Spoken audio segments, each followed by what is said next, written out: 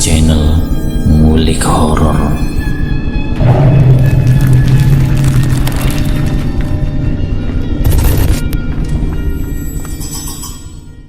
Assalamualaikum warahmatullahi wabarakatuh. Kembali lagi di channel Ngulik Horor. Channel ini menceritakan tentang kisah-kisah misteri. Kali ini saya akan membawakan kisah misteri yang ditulis oleh @restu wiratmaja. Kalian juga dapat mengunjungi tweet beliau langsung ya. Nanti link saya akan sediakan di kolom deskripsinya. Oh ya, di dalam cerita ini nama dan tempatnya disamarkan semua ya, untuk menjaga privasi pihak yang terlibat di dalamnya. Yuk daripada kita lama-lama, langsung saja kita simak ceritanya. Bismillahirrahmanirrahim. Kali ini saya akan membawakan kisah misteri yang berjudul Santet Rebo Wekasan. Cerita ini merupakan sebuah pengadaptasian seseorang terhadap kisah kelamnya ketika berhadapan dengan maut yang benar-benar akan menjemputnya. Gulungan ombak dekat pantai sedikit membisingkan telinga Purnomo. Sudah 10 anak warga yang telah kubunuh. Jangan sampai ada yang hidup lagi. Jika memang benar, desa ini akan selamat, Nani, ucap Purnomo. Mas, kapan kau akan berhenti? Tanya Nanik. Purnomo menghadap wajah Nanik. Tepat di mata Nanik, Purnomo menemukan ketakutan yang amat dalam. Ini perintah, kita tidak bisa melanggar pantangan ini, jelas Purnomo. Mas, aku takut jika anak kita lelaki bernasib sama dengan anak warga lainnya, ucap Nani. Pantai dekat desanya menjadi saksi kelam atas dihempaskannya para bayi warga yang dibiarkan mengambang dan tersapu ombak. Mbah Gatra bilang setiap bayi yang lahir tepat di Rebo Wekasan maka akan menjadi kesialan bagi seluruh warga, ucap Purnomo. Mas, anak adalah titipan. Nanik berusaha meyakinkan kepada Purnomo suaminya untuk tidak terjun bebas di dalam kepercayaan Mbah Gatra. Kau tahu kan, aku adalah pengikut dari Mbah Gatra. Seluruh ragaku aku kerahkan kepada Mbah Gatra. Ini adalah hidupku yang sebenarnya, jelas Purnomo. Sampai kapan kau akan terus-menerus berfanatik terhadap mitos masa lalu? Tanya Nani. Hari semakin gelap, Purnomo masih memandangi lautan yang begitu indah. Kelak, jika anak kita lahir, jangan sampai dia lahir tepat di Rebo Wekasan. Pilihannya adalah dua, bunuh atau diasingkan. Perkataan Purnomo itu membuat Nani menutup mulutnya. Purnomo adalah murid kesayangan dari Mbah Gatra. Saking sayangnya Purnomo mendapat mandat untuk mengatur desa. Desa yang diatur Purnomo memiliki kepercayaan turun-temurun yang mengerikan. Jika ada salah satu warga yang melahirkan bayi di hari tepat Rebo Wekasan, maka jangan harap anak itu akan selamat. Namun selain tantangan mengatur desa, Purnomo atau biasa dipanggil Mas Pur memiliki keresahan dalam hatinya. Dia khawatir mengenai tanggal jatuh kelahiran anak pertamanya yang sedang dikandung oleh Nani istrinya. Sudah beberapa kali Mas Pur memohon kepada Mbah Gatra agar menemukan solusi terbaik akan keresahan dirinya. Mbah, anakku lahir hari apa, Mbah? Tanya Mas Pur. Mbah Gatra pun hanya menjawab, tidak usah dipikirkan. Yang penting bukan Rebo Wekasan atau Rabu terakhir di bulan Safar. Jawaban Mbah Gatra tidak sedikit pun menghilangkan keresahan dalam dirinya. Tetap saja rasa bimbang itu selalu menghantui pikiran Mas Purnomo. Selama dalam masa mengandung, Nani selalu memandangi langit. Tidak biasanya Nani memandangi keindahan langit yang cakrawalanya meluas itu, menyertai ratusan bintang di setiap matanya memandang. Nani hanya tersenyum, dia tahu pekerjaan suaminya sangatlah berat. terlebih lagi sebagai pengatur desa. Mas Pur juga merupakan orang kepercayaan Mbah Gatra dalam menghadapi situasi yang berkecamuk di desanya. Setiap ada anak warga desa yang terlahir di hari Rebo Wekasan, dia adalah orang pertama yang akan membawa bayi itu ke hadapan Mbah Gatra. Bukan bapak, ibu, saudara, ataupun kerabat famili dari anak yang baru melahirkan, melainkan Mas Pur sendiri. Hal itulah yang menjadi tekanan batin dalam diri Nani. Jika suaminya bisa saja suatu saat diamuk warga atau ada beberapa warga yang dendam terhadapnya. Naluri Nani sebagai seorang istri yang perasa pun benar-benar terjadi. Tepatnya ketika bulan ketiga kehamilannya, Mas Pur terkapar seorang diri di pantai. Anak yang lahir di Rebo Wekasan yang akan dibunuh olehnya direbut kembali oleh orang tuanya dan dibantu oleh warga setempat. Seluruh tubuh Mas Pur babak belur. Baru kali ini ada perlawanan dari warga yang membuat Mas Pur kewalahan menghadapinya. Warga kali ini tinggal tidak diam jika anaknya yang lahir di hari Rebo Wekasan harus dibunuh di tangan Mas Pur. Mbah Gatra yang mengetahui ini langsung menyisiri desa sendirian. Dia tidak terima jika muridnya menjadi korban bulan-bulanan warga dan melanggar pantangan desa. Para warga yang mengetahui masuknya Mas Pur ke pemukiman dengan serentak menundukkan dirinya. Mereka tidak berani mengatakan sedikit kata pun dari mulutnya untuk mengawali pembicaraan panas itu. Aku Gatra yang memiliki mandat memberi perintah kepada kalian semua. Siapa di sini yang memukuli Purnomo? Tanya Mbah Gatra. Para warga hanya terdiam. Mungkin diam adalah pilihan terbaik mereka. Siapa? Tanya Mbah Gatra. Tidak tahu, Mbah, jawab seorang yang masih mengenakan topi ala petani itu. Siapa di sini yang memiliki anak atau cucu yang lahir di hari Rebo Wekasan? Tanya Mbah Gatra lagi. Namun tetap saja warga hanya saling mencuri-curi pandang antara satu dengan lainnya. Mbah Gatra memandangi satu persatu warga. Bencana akan datang.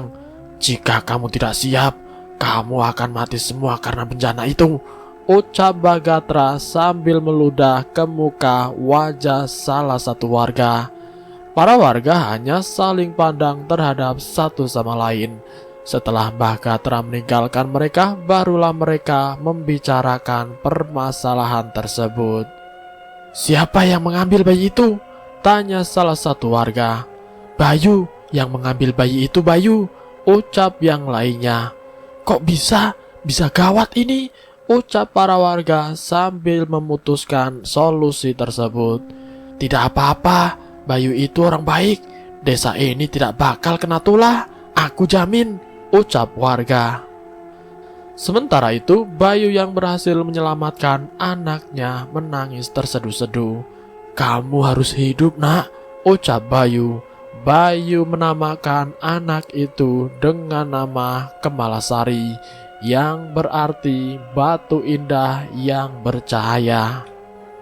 Bayu sangat berharap Kemala akan menjadi seorang wanita yang tegar, kuat, dan pemberani. Bayu juga sangat mengharapkan bahwa dirinya bisa membantu ibunya untuk tumbuh menjadi sebuah keluarga yang harmonis. Terlebih lagi, Kemala adalah wanita yang dilahirkan di hari Rebo Wekasan, sehingga sudah pasti dia akan menjadi incaran Mbah Gatra juga Mas Purnomo, yang bersikeras dengan loyal untuk mengerahkan embel-embel penyelamatan desa dengan membunuh seluruh anak yang lahir di Rebo Wekasan. Untuk mengantisipasi itu, Bayu memerintahkan kepada istrinya untuk tidak mengeluarkan Kemala ketika hari menjelang siang. Dia hanya boleh keluar jika fajar menyingsing keluar sembari menghangatkan tubuhnya. lalu harus masuk kembali jika benar-benar matahari telah berada di puncak kepalanya. Hal ini dikarenakan bahwa Mas Pur dan Mbah Gatra senang berpatroli di siang hari hingga menuju sore. Waktu ekstrim itu adalah waktu yang digunakan para warga untuk beristirahat. Beberapa hari setelah hilangnya bayi yang bernama Kemala dari cengkraman Mas Pur, juga isu tentang bencana yang akan dihadapi para warga pun hanya sebatas gurauan serta candaan biasa. Para warga menganggap itu adalah ancaman yang nantinya ditimbulkan untuk mengerahkan anak yang lahir di Rebo Wekasan dan dijadikan tumbal oleh Mbah Gatra sebagai penguat ilmu hitamnya. Akhirnya para warga tidak percaya mengenai ancaman yang keluar dari mulut busuk Mbah Gatra tersebut. Lalu mereka melakukan aktivitas seperti biasanya. Namun siapa sangka dalam waktu yang sesingkat itu, tulah itu benar-benar nyata. Para warga yang menginjak kaki satu langkah keluar dari rumahnya, perutnya terkena panas santet yang ternyata sudah beberapa hari telah mengangkasa di atas warga. Panah itu berbentuk seperti kilatan cahaya yang sekelebat menabrakkan diri ke perut para warga. Lalu setelah itu mereka akan terjatuh dan tewas seketika. Namun selama beberapa hari tersebut, Bayu memang sudah memilikinya firasat tidak enak. Dia pun tidak memperkenankan istrinya untuk keluar rumah. Lihat, langitnya gelap. Gelap di sini berarti kan tidak adanya cahaya bintang satupun yang menyinari desanya. Hal itu sebagai pertanda bahwa desa dalam keadaan bahaya. Padahal bayi yang baru lahir harus terkena cahaya sinar matahari untuk memperkuat imunitas bayi tersebut. Untuk menstrategikan itu, Bayu melubangi satu genteng rumahnya yang digunakan untuk penjemuran anaknya ketika pagi telah tiba. Jika malam telah datang, ratusan kilatan panas sekelebat melewati rumahnya untuk menuju pemukiman warga lainnya. Bayu percaya bahwa itu adalah santet yang dikirimkan oleh Mbah Gatra untuk membunuh para warga yang tidak bisa menjawab perihal keberadaan bayinya tersebut. "Jangan keluar, tunggu sampai kilatan itu menghilang," ucap Bayu terhadap istrinya. Istrinya yang sedang menggendong Kemala hanya bisa mengangguk dan menuruti semua perkataan suaminya. Dan benar saja hal yang tidak diinginkan oleh Bayu benar-benar terjadi. Banyak warga yang keluar dari rumahnya karena mereka kira isu tentang tola itu hanyalah buatan tua bangka Mbah Gatra. Namun pada kenyataannya mereka juga yang dijadikan korban dari santet Rebo Wekasan. Untuk persyaratannya sendiri narasumber tidak berkenan memberitahu karena santet ini hanya berlaku pada satu tempat di Indonesia. Para warga yang tewas di tempat dibiarkan saja di depan rumah. Mereka percaya santet itu belum usai dan akan terus menyergap para warga sampai bayi yang lahir di Rebo Wekasan itu benar-benar ditemukan. Ini belum dimulai. Ini adalah gambaran ketika Kemala baru dilahirkan dan apa saja masalahnya yang akan dia hadapi. Karena itu ini sedikit panjang dan tetap menjaga kehormatan para narasumber dengan menjaga nama aslinya. Kabarnya jika benar-benar diketahui nama aslinya maka akan dijadikan incaran oleh beberapa orang yang belum menerima akan kejadian ini. Tanah penuh dengan darah, tangisan, teriakan, rintihan, umpatan, dan cacian mengarahkan kepada pelaku santet itu. Tidak ada yang berani mendobrak pintu untuk keluar dan kabur dari tempat itu. Semua warga diperbudak oleh rasa ketakutan dan ancaman yang menghantuinya. Kematian seolah-olah menjadi tongkat terakhir harapan mereka. Mereka hanya harus panjatkan doa dari dalam rumah mereka masing-masing. Pasukan makanan sudah berkurang.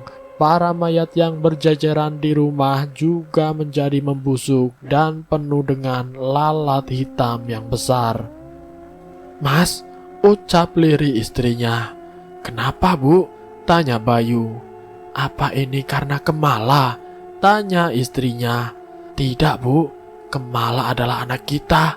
Jangan sesekali menyalahkan amanat yang Tuhan berikan," ucap Bayu menjelaskan. "Sampai kapan kita terus-menerus di sini? Kita harus pergi dari sini, Mas," ucap istrinya. "Sabar, Bu. Tunggu masalahnya reda," ucap Bayu. Bayu pun mengusap-ngusap pipi Kemala yang halus itu. "Nak, kamu harus memalsukan nama aslimu." Selepas kejadian itu, Bayu memiliki firasat yang kurang enak dalam benaknya. "Bu, aku takut," tanya Bayu. "Takut kenapa, Pak?" jawab istrinya. "Takut karena Gatra akan kesini mengambil Kemala," ucap Bayu. Apa yang dipikirkan oleh Bayu terpikirkan juga oleh istrinya. Mereka pun berkeinginan untuk kabur dari rumah itu secara bersamaan.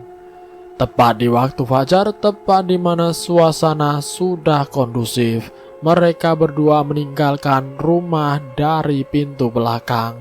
Bayu menggendong Kemala, sedangkan istrinya membawa sedikit pasokan makanan sebagai bekal semasa perjalanan. Di tengah perjalanan, Bayu mendengar teriakan minta tolong di pemukiman warga. Dia melihat Mas Purnomo bersama dengan Mbah Gatra sedang menyiksa para warga. Jenazah warga yang terkena serangan santet itu dibuangnya di tengah hutan. Tidak ada yang tahu seperti apa pembuangan itu berlangsung. Menurut kabar beredar, jenazah itu dilemparkan seperti sampah yang sudah membusuk.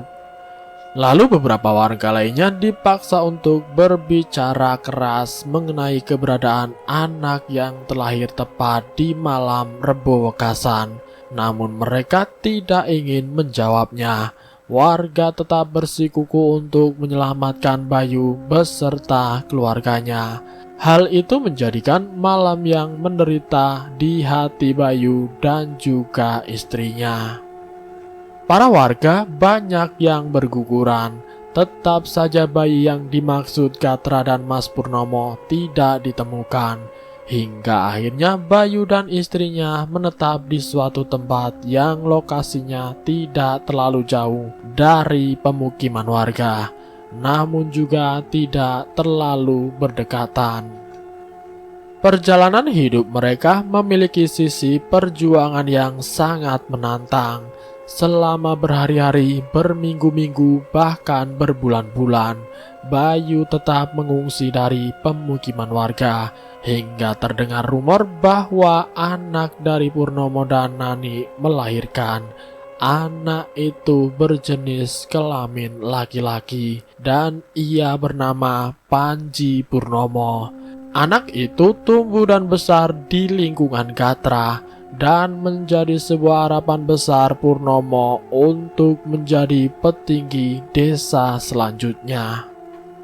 Panji sering sekali bermain dengan anak warga, namun beberapa warga sempat menghalang-halangi anaknya untuk bermain dengan Panji. Hal ini dikarenakan Panji merupakan anak dari petinggi desa yang kejam, yang telah membunuh banyak warga ketika tragedi di mana seluruh warga terkena panas santet. Para warga membatasi anak-anaknya untuk bercengkrama langsung dengan Panji. Hal ini membuat tanda tanya besar dalam hidup Panji.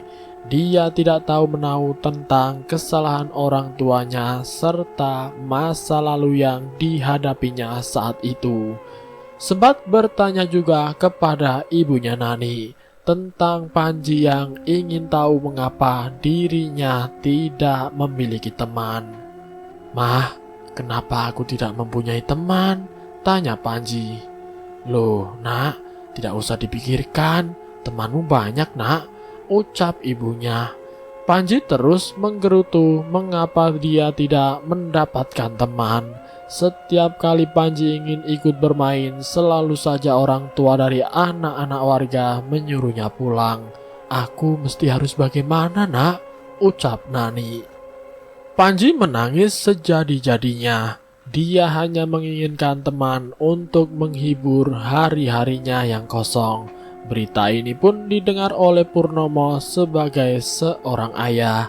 Dia mesti harus memberikan solusi yang tepat agar tidak berseberangan dengan pemikiran anak tersebut.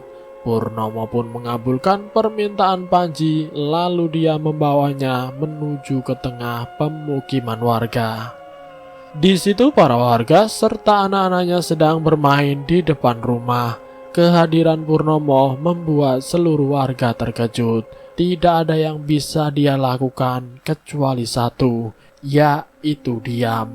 Para warga hanya terdiam sembari menunduk ketika langkah kecil seorang anak kecil bernama Panji sedang digandeng oleh pembunuh warga yang sangat mengerikan, yaitu Purnomo, yang merupakan antek tangan kanan dari Mbah Gatra. "Anakku mau main di sini, tolong temani," ucap Purnomo. Para warga hanya menjawab, "Iya, Mas Pur." Lalu kemudian para warga menyuruh anak-anaknya untuk bermain bersama Panji. Alhasil mereka pun menuruti apa yang dilakukan oleh orang tuanya. Purnomo duduk di sebelah rumah warga sambil memandangi para warga dan juga Panji anaknya. Dia menyadari bahwa desa ini sudah lama dibangun, namun baru sekarang merasakan ketenangan yang paling dalam. Seluruh anak warga tampak ramah dan menghormatinya. Tidak ada dalam benak dirinya untuk menyakiti Panji, anak kesayangannya itu. Namun itu hanya perdugaan dan prakira yang dipikirkan oleh Purnomo terhadap aktivitas warga yang telah lama ditinggalkannya. Ternyata warga juga masih memiliki dendam yang sama. Bahkan dia sengaja menaruh diam-diam hal itu agar tidak tercium langsung oleh Purnomo dan juga Mbah Gatra. Ketika mata Purnomo sedang tidak waspada, Panji tidak sengaja disepak terjang kakinya oleh anak warga karena kebetulan mereka sedang bermain lari-larian. Panji pun terjatuh, dia menangis keras. Hal itu membuat Purnomo beranjak bangkit. Sebelumnya anak yang telah menyepak terjang kaki Panji telah meminta maaf. Begitu juga orang tuanya juga. Namun Panji tumbuh menjadi seseorang yang egois dan menyebalkan. Dia pun tidak terima kalau dirinya terjatuh dan menyebabkan luka goresan di kakinya. Panji menangis sejadi-jadinya. Para warga pun berusaha menenangkan Panji. Namun Panji tidak mau ditenangkan oleh warga. Purnomo segera menuju ke arah Panji. Dia pun menyuruh Panji untuk memberitahu siapa pelakunya. Panji menunjukkan kepada seorang anak laki-laki bertubuh kurus dan berambut ikal. Orang tuanya memohon-mohon, bahkan bersujud-sujud dan meminta kepada Purnomo untuk memaafkan kesalahannya yang dilakukan oleh anaknya. Namun Purnomo hanya terdiam. Tidak ada satu kata pun yang terucap dalam mulutnya. Yang dia ucapkan waktu itu adalah darah dibalas dengan darah. Begitulah kekejaman yang diberikan Purnomo, walau hanya masalah sepele yang ditimbulkan oleh warga. Begitu juga alasan terkuat dari para warga agar tidak membiarkan anak-anaknya untuk bermain kepada Panji, yang merupakan anak dari pembunuh dari warga desanya karena santet tersebut. Alhasil Purnomo pun mendekati anak kecil laki-laki itu. Dia pun menekan jidat dari anak itu dengan keras. Anak itu menangis kesakitan, kedua tangannya memukul-mukuli tangan Purnomo. Namun Purnomo tetap kokoh menahannya. Orang tua dari anak itu datang sambil mengancam Purnomo untuk membunuhnya. Namun begitu dia mendekati anaknya, anak itu telah tewas duluan dengan luka bakar di sekujur tubuhnya. Panji yang melihat itu ketakutan dan bersembunyi di balik tubuh ayahnya. Para warga berlari ketakutan dan menggendong anak-anaknya agar tidak terlibat dalam masalah ini terlalu jauh lagi. Purnomo pun berkata kepada Panji, "Ini alasan ayah agar kamu tidak bermain dengan anak warga. Kamu akan terluka dan sakit. Mulai sekarang, darah dibalas dengan darah." Perlakuan Purnomo terhadap anaknya ini menimbulkan kesan yang berbahaya. Pasalnya Panji tumbuh sebagai seorang pemuda yang tidak takut terhadap siapapun. Semenjak kejadian tersebut, Purnomo mendidik Panji untuk tidak bercengkrama dengan penduduk desa. Dia lebih memilih memasukkan Panji ke dalam dunianya. Panji diajarkan berbagai ajaran ilmu hitam yang dilepaskan langsung oleh Mbah Gatra. Bertahun-tahun Panji mempelajari hal itu dengan sempurna. Panji mampu menirukan segala hal yang diinginkan oleh orang tuanya.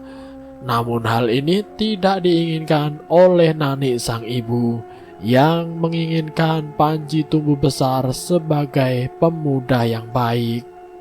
Sikap emosional dan egoisnya seakan-akan merasuki seluruh tubuh Panji, hingga membuatnya lupa daratan dan tidak pernah takut terhadap siapapun. Di usia Panji yang menginjak 18 tahun, dia disuruh mengembara ke suatu tempat yang minim akan penduduk. Tujuannya hanya satu, dia ingin memperdalam ilmu kebatinannya lebih jauh. Lalu kemudian Panji memasuki sebuah tempat yang minim penduduk. Di sana ternyata terdapat wanita cantik yang tumbuh jauh dari perkiraannya. Wanita itu tidak pernah ditemuinya dan belum pernah mendapatinya di desa manapun. Nama wanita itu adalah Kemalasari. Panji menemui Kemala di sebuah rumah gubuk tua yang terdapat kedua orang tuanya.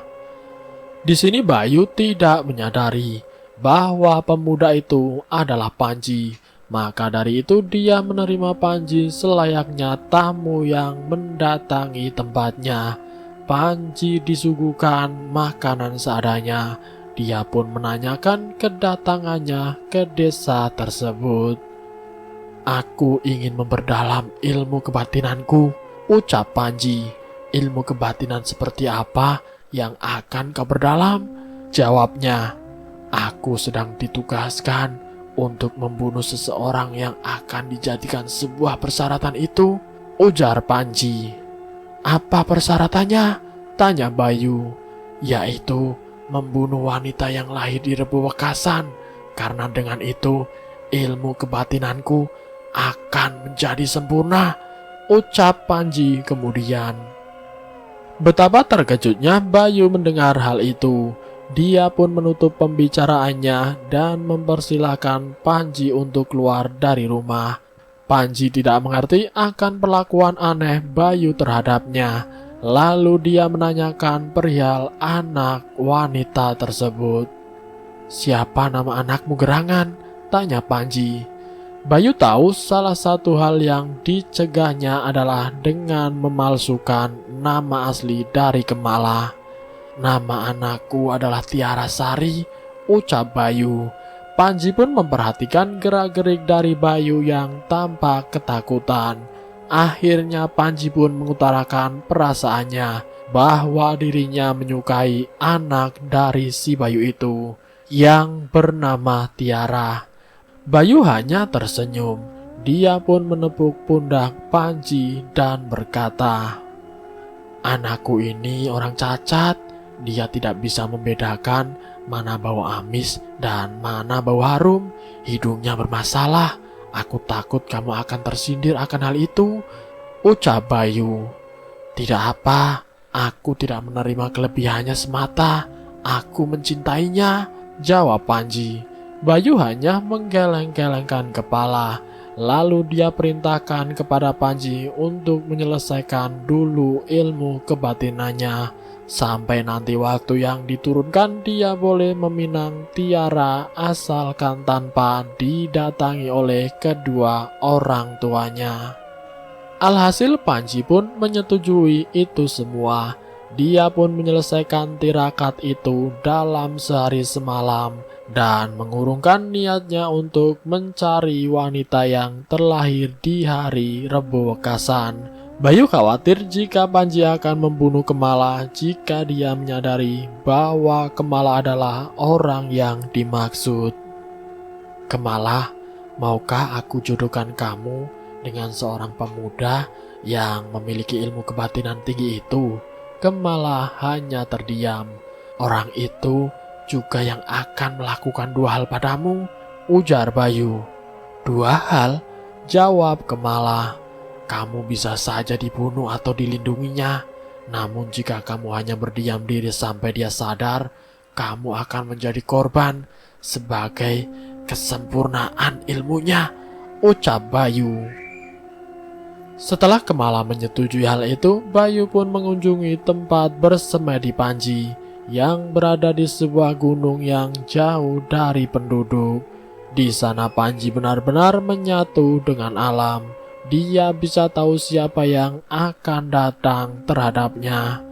Akhirnya setelah diputuskan, Bayu pun mempersilahkan Panji untuk menikahi Tiara atau Kemala, tapi dengan syarat Tiara tidak boleh dipertemukan oleh kedua orang tua Panji.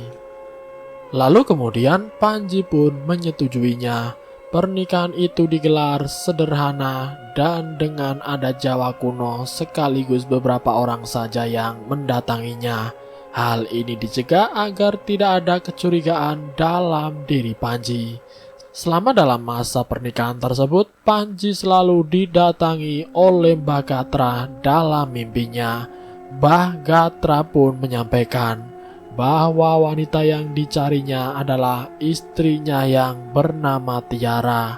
Panji terbangun dan menatap wajah Tiara dengan tatapan yang mengerikan. Dia pun mencoba untuk mencengkram Tiara. Namun Tiara terbangun terlebih dahulu. Kamu wanita yang kucari? Tanya Panji. Jika memang benar, aku tidak takut apa yang kau lakukan padaku, jawab Tiara. Mengapa kamu merahasiakannya? Tanya Panji. Aku hanya ingin melindungi kedua orang tuaku saja. Aku tidak ingin dia menjadi korban keganasan ambisi seluruh keluargamu, ucap Tiara atau Kemala. Hati Panji terenyuh. Selama ini dia telah diajari kebencian terhadap orang-orang yang terlahir di hari Rebo Wekasan, teruntuk menciptakan ambisinya sebagai seseorang yang ditakuti. Panji tidak ada keinginan sedikit pun untuk membunuh istrinya, walau itu adalah perintah dari Mbah Gatra. Aku akan pergi menuju ke tempat orang tuaku. Nanti aku kembali lagi. Mendengar hal itu, Tiara atau Kemala menjadi takut. Takut jika dia akan membunuh keluarganya. Namun Panji menekankan kepada Tiara untuk tetap tenang. Dia bukan orang yang ditakuti lagi. Dia adalah suaminya yang sekarang. Tiara hanya bisa tersenyum mendengar hal itu. Dia benar-benar beruntung bisa mendapati pria yang mau melindungi keluarganya. Panji pun berangkat menuju ke arah orang tuanya. Dia berpamitan kepada Pak Bayu selaku mertuanya yang sekarang.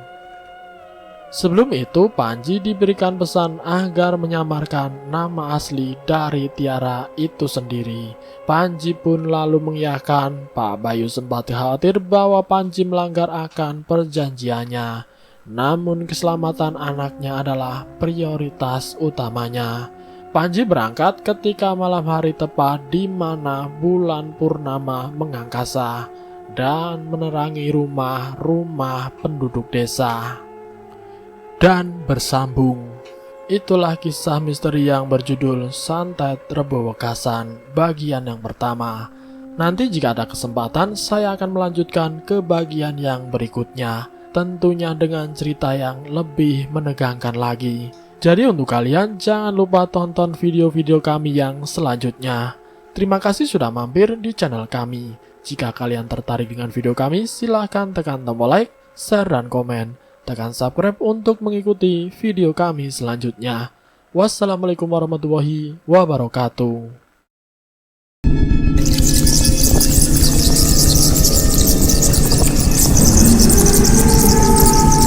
Selamat datang di channel Ngulik Horor.